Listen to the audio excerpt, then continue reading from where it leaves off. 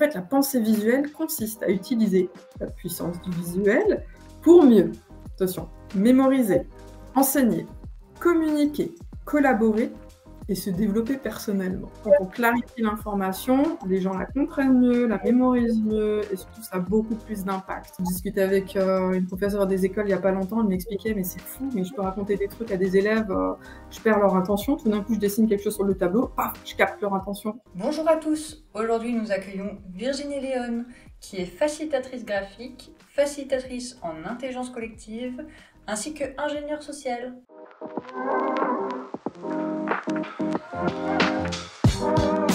Pour revenir du coup au sujet de la vidéo, c'est la pensée visuelle. Et concrètement, Virginie, qu'est-ce que c'est la pensée visuelle pour toi? Alors moi, j'ai 2 définitions à vous donner. Je me suis dit: «Tiens, moi j'aime bien faire mes travaux de recherche» et la première définition, elle est issue de ce livre-là, La boîte à outils de la pensée visuelle, qui a été écrit par Béatrix Lhuillier et Caroline Thiang. Donc faut quand même savoir que c'est des pionnières, hein, au niveau de la pensée visuelle en France. Ce livre, c'est une vraie pépite. Et qu'est-ce qu'elles disent? Elles disent qu'en fait, la pensée visuelle consiste à utiliser la puissance du visuel pour mieux, attention, mémoriser, enseigner, communiquer, collaborer et se développer personnellement. Hop, l'homme talent.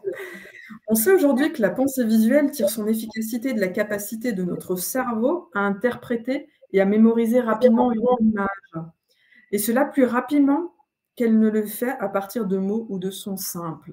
Donc là, on a déjà cette première définition et j'ai envie de vous ajouter une deuxième définition que je trouve absolument fantastique de Cyril Maître, aussi ancien champion du monde de mind mapping. Lui, il explique que la pensée visuelle, c'est le fait d'associer des mots-clés, des phrases courtes, en fait, à des éléments graphiques, comme des pictos par exemple, pour représenter de l'information. Et j'aime énormément cette définition aussi et je trouve que les deux sont très complémentaires. Totalement d'accord. Qu'est-ce que c'est concrètement l'intérêt en fait de la pensée visuelle et à quoi ça va servir en fait? Alors j'ai envie de te dire pour tout et tout le monde. L'intérêt déjà, c'est pour mieux communiquer de l'information, tout simplement. Parce qu'on sait pertinemment, par exemple, là j'ai quelqu'un qui est venu me voir en me disant: «Bon, ben, dans mon travail, il existe un référentiel de 50 pages sur tel ou tel sujet, sauf qu'en fait, le problème, c'est que personne ne le lit. Notre défi, ce serait de le faire en 10 pages avec des images comme toi tu fais, Virginie, un peu rigolotes, ludiques, pour donner l'envie aux gens de lire ce référentiel, mais se l'approprier et que ce soit un outil pratique aussi sur le terrain». Donc déjà, c'est vraiment l'idée, c'est de faire de choses parfois qui sont un peu complexes, décomplexifier tout cela, faire des synthèses visuelles aussi, c'est tout l'art aussi de la pensée visuelle, hein, c'est de capter l'information et d'en extraire vraiment ce qui est important, les mots-clés, hein, comme dirait Cyril Maître, hein, des phrases courtes, de manière à mieux communiquer. Et en fait, quand on clarifie l'information, les gens la comprennent mieux, la mémorisent mieux et surtout ça a beaucoup plus d'impact. Alors où est-ce qu'on peut l'utiliser? Comme je te disais, ben, pour tout et n'importe quoi.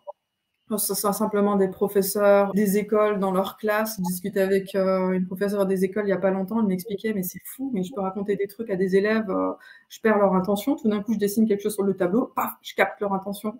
Ah, tu vois là, la puissance du visuel.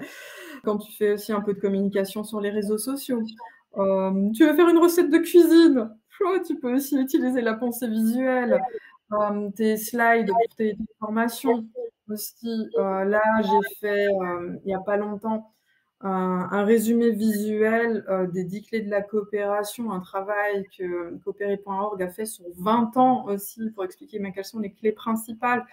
Et c'est un sujet qui était assez complexe et voilà, ça nous a aidés, ça a aidé les apprenants aussi à mieux comprendre le cheminement et les interactions aussi entre les clés.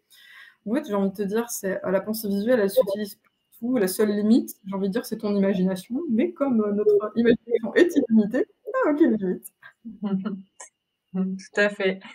Et du coup, à qui est-ce que ça serait destiné, la pensée visuelle? Alors, on va dire qu'on a quand même un public un peu phare là-dedans, c'est qu'on va retrouver beaucoup de formateurs.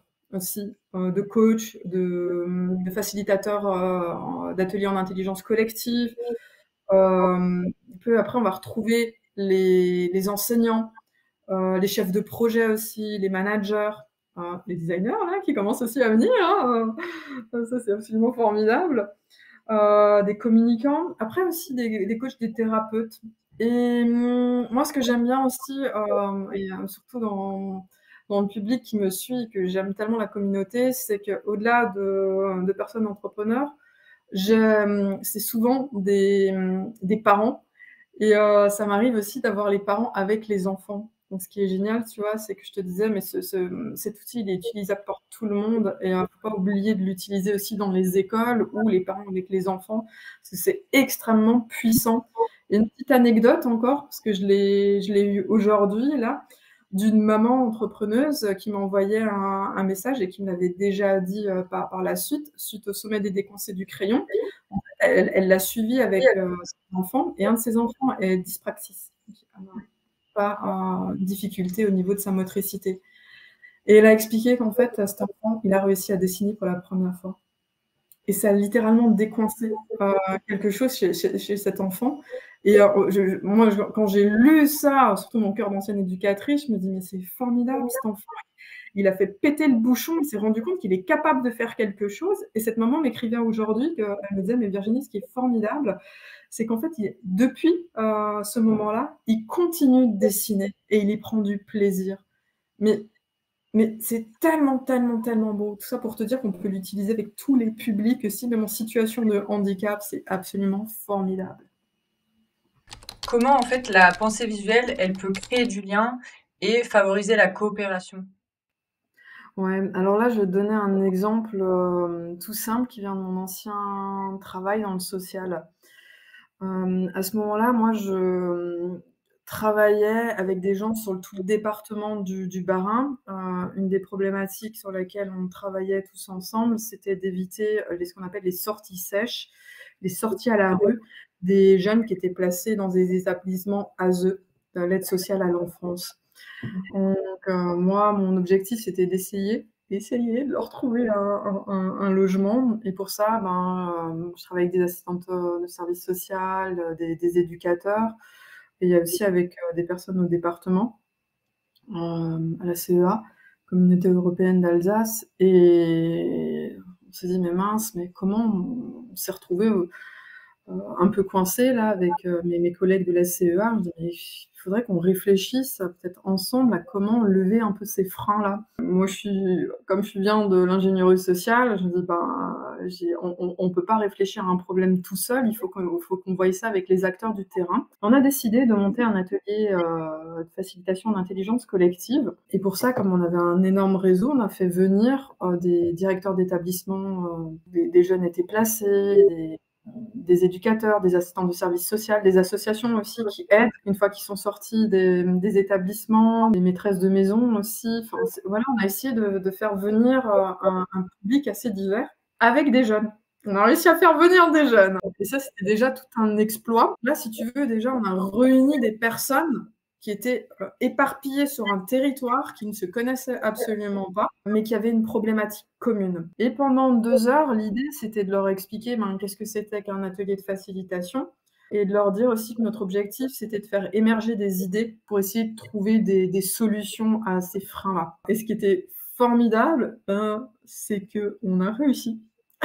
Non, ça a été un travail absolument de dingue, mais vraiment de dingue en amont, hein, mais avec des gens, des collègues absolument formidables, extrêmement ouverts d'esprit, des gens aussi qui ont envie de participer, mais parce qu'on a fait ce travail de dingue, on a utilisé la facilitation graphique, hein, énormément de visuels, plein de petits ateliers, et aussi expliquer aussi ce que c'était que la facilitation, faire émerger des idées, faire collaborer aussi des gens ensemble, qu'est-ce que c'était que l'intelligence collective, rebondir sur les idées des uns des autres, leur dire que tout le monde pouvait participer.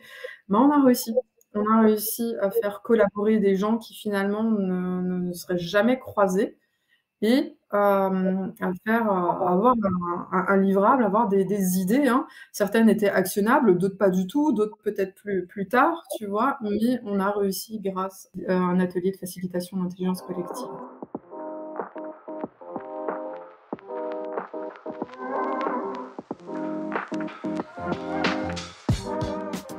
Alors, déjà, j'aimerais revenir un peu sur l'impact et sur cet effet waouh. Donc, est-ce que tu as pu justement observer ces effets waouh, ces moments qui ont eu justement un impact sur le public? Ouais, alors là, j'ai 2 anecdotes rigolotes, enfin une anecdote un peu rigolote. C'est lors d'un autre atelier de facilitation, en intelligence collective, j'arrive et j'avais, mis des affiches partout. J'avais une super salle, j'avais mis des affiches un peu partout. C'était aussi un gros travail de préparation. Parfois, juste pour préparer les affiches, il me faut une journée entière, hein. Juste les affiches, hein, c'est pas du tout l'atelier. Et là, je me rappellerai toujours, il y a une personne qui rentre, qui observe les affiches et qui me regarde et me fait: «C'est bien organisé, c'est bon, on va passer une bonne journée». Je dis: «Oh punaise, ouf!» Mais c'était vraiment, j'ai envie de dire, presque typique un peu alsacien, parce que nous on aime bien les choses carrées, et elle voyait que tout avait sa place, tout était extrêmement cohérent. Puis elle se dit: «C'est bon, on va passer une bonne journée, on est en trop de bonnes mains». Je fais: «Oh punaise!» Voilà. Comme quoi le visuel aussi, ça peut être, un super outil puissant dans l'utilisation que tu en fais, mais au-delà de ça, ça rassure aussi. Tu as le petit côté waouh aussi, parce que tu as les gens quand ils rentrent dans la pièce et ils voient les visuels, et ça les met aussi tout de suite de bonne humeur. Ils se sentent, mais c'est vraiment accueillis. Et là encore, ce qui est important de dire, c'est que c'est pas la peine de savoir bien dessiner, hein. Si tu fais juste un petit personnage, tout simple, tu écris le programme, enfin tu chopes, 2 ou 3 clés comme ça intéressantes, ben, ça met tout de suite le smile et les gens se sentent bien. Ça, c'est top. Et une autre anecdote aussi, ben, de dire, ben, comment, on peut utiliser, le visuel et comment ça va avoir son petit effet waouh. Je trouve ce qui est intéressant aussi dans la facilitation graphique, c'est l'utilisation des, ce qu'on appelle des matrices visuelles. Et les matrices visuelles, ben, c'est quoi? C'est, par exemple, on utilise une montgolfière. C'est, une métaphore, de la vie ou de quelque chose qu'on a envie de représenter pour, aller à un objectif. Et par exemple, cette montgolfière, elle peut représenter, on peut dessiner une petite nacelle avec un petit personnage dedans et un ballon, retenu par quelques cordes, hein, c'est quelques traits, hein. C'est quelque chose de très simple. Et l'idée, ben, par exemple, on peut mettre soit tout le groupe ou juste la personne, ça dépend, hein, comment on a envie de monter ce temps-là. Le ballon, ça peut être tous les espoirs, les aspirations que la personne attend de ce temps de formation, de cet atelier. Donc on va coller des post-it, tu vois, dessus. Et par exemple, à l'époque, aujourd'hui ça se fait plus, et puis c'est pas grave, mais ça marche très bien dans cette métaphore visuelle, on mettait des petits sacs, tu sais, de sable, et ça, c'était pour lester et se dire: «Mais quels sont nos freins? Qu'est-ce qui nous empêche un petit peu, d'avancer?» Donc là, je te l'ai fait en 2 points, très simplifiés. Et là, on va mettre aussi des petits post-it, là-dessus.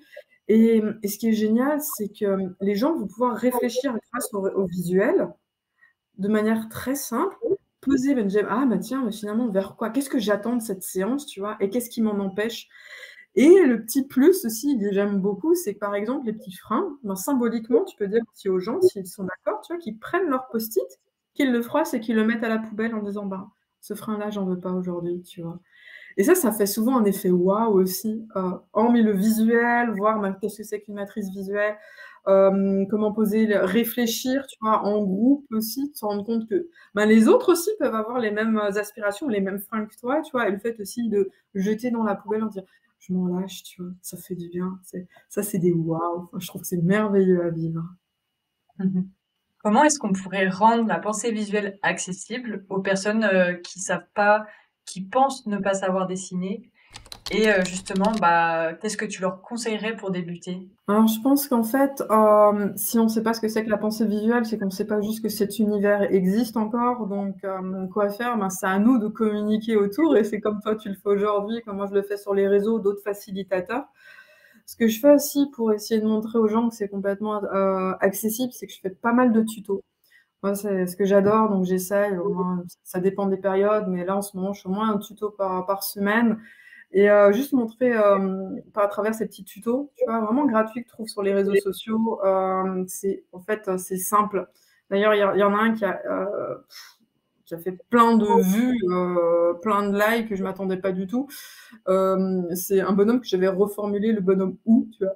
Tu sais dessiner un O, tu sais dessiner un U à l'envers, tu sais dessiner un personnage. Simplement en leur montrant qu'en fait, avec 3 coups de crayon, tu peux faire quelque chose. On va trouver aussi plein de vidéos, du matériel gratuit comme ça sur Instagram, sur YouTube. Mais je pense que c'est vraiment un travail de vulgarisation, tout simplement, hein, d'expliquer que, ben, en fait, en 3 coups de crayon, en leur montrant que pas grand-chose. C'est pour ça que moi, je ne veux pas faire des visuels trop compliqués non plus. Parce que quand c'est trop complexe, au bout d'un moment, tu dis, waouh, c'est joli, mais tu n'as pas envie de le faire, tu vois. Alors moi, ce que je veux, c'est justement que tu aies envie de le faire là-dessus. Et cet e-book, ben, justement, que j'ai créé, c'était aussi, d'ailleurs, j'ai un e-book gratuit hein, sur le sujet, hein, que les gens peuvent télécharger sur mon site. Ben, c'est juste montrer qu'en fait, tu as des petites ressources comme tu vois, comme ça, tu peux démarrer avec des cours aussi en ligne. Moi, c'est parce que j'ai fait un cours hein, avec Tiffaine Chômage, hein, qui m'a donné cette appétence-là. Donc après, on sait qu'il y a plein de livres aussi qui existent, euh, voilà, des petites vidéos, c'est de nourrir ça. Donc, si les gens arrivent à capter une première information, petit à petit la regarder et se dire, mais tiens, en fait, c'est accessible, c'est possible, ben, ça peut déclencher cette envie de faire. Et le faire aussi avec les enfants, parfois, ça peut être super intéressant. Petite anecdote, parce que parfois, ça m'est déjà arrivé, j'ai fait des ateliers parents-enfants et les enfants qui se débrouillaient mieux que les parents, tu vois, et qui disent, enfin, ouais, qui rigolent de ce que font les parents.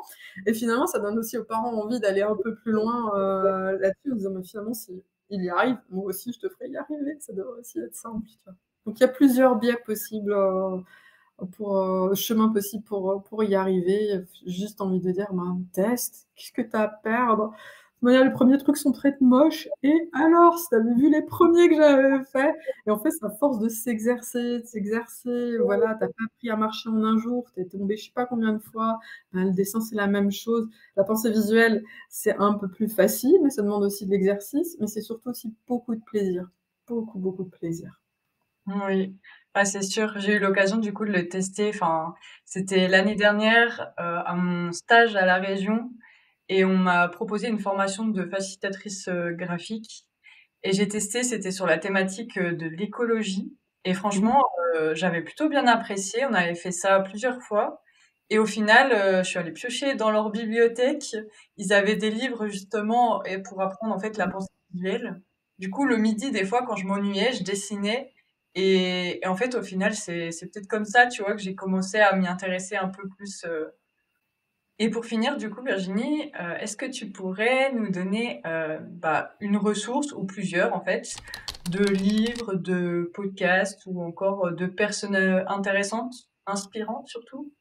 Oui, avec plaisir. Alors un livre, je vous en ai déjà parlé avant, donc c'est celui-ci que je vous propose de découvrir. C'est La boîte à outils de la pensée visuelle, là aux éditions Dunod. Ce qui est bien, c'est que vous avez plus d'une soixantaine d'outils de la pensée visuelle. Il faut savoir que souvent on en utilise, on en voit sur les réseaux 3, 4, 5. Là, vous en avez une soixantaine, c'est absolument formidable. C'est facile à lire et c'est plein de créativité et d'inspiration. Deuxième, c'est un podcast très connu dans notre milieu d'Éric Simon qui s'appelle La pensée visuelle en ébullition. Vraiment, je conseille, il fait ça depuis des années. Il a des invités absolument splendides chaque fois. Et chaque fois, d'autres personnes qui utilisent aussi d'autres outils de la pensée visuelle. Donc là, vous avez un beau panorama avec une personne passionnée qui fait ça, mais vraiment très bien. Et pour terminer, moi, c'est un de mes gros coups de cœur graphiques que j'aime énormément, c'est Alain Merville. Alain Merville, qu'on trouve sur LinkedIn, qui est un illustrateur, mais aussi un scriber. Scriber, c'est quoi? C'est les personnes qui font du dessin en direct quand il y a une conférence, par exemple.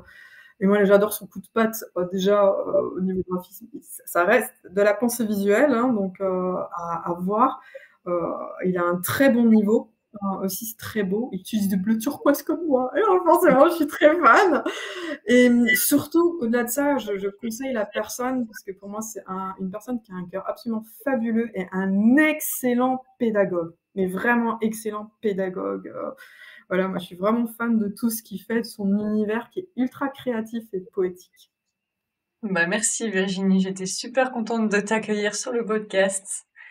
Et puis, bah, tout simplement, si vous voulez retrouver Virginie sur LinkedIn et même sur Instagram. Bah, je voudrais te remercier aussi, Louise, pour le temps que tu as pris. J'étais honorée par cette invitation. Le travail que tu fais, je le trouve absolument mais fantastique. Ce travail de vulgarisation aussi autour du design et d'avoir élargi un petit peu aussi sur la pensée visuelle et voir comment on pouvait faire et de la pensée visuelle et faire du travail collaboratif là-dessus. Voilà, je suis absolument fan, tu sais, de tout ce que tu fais et juste merci du fond du cœur pour ton invitation. Merci.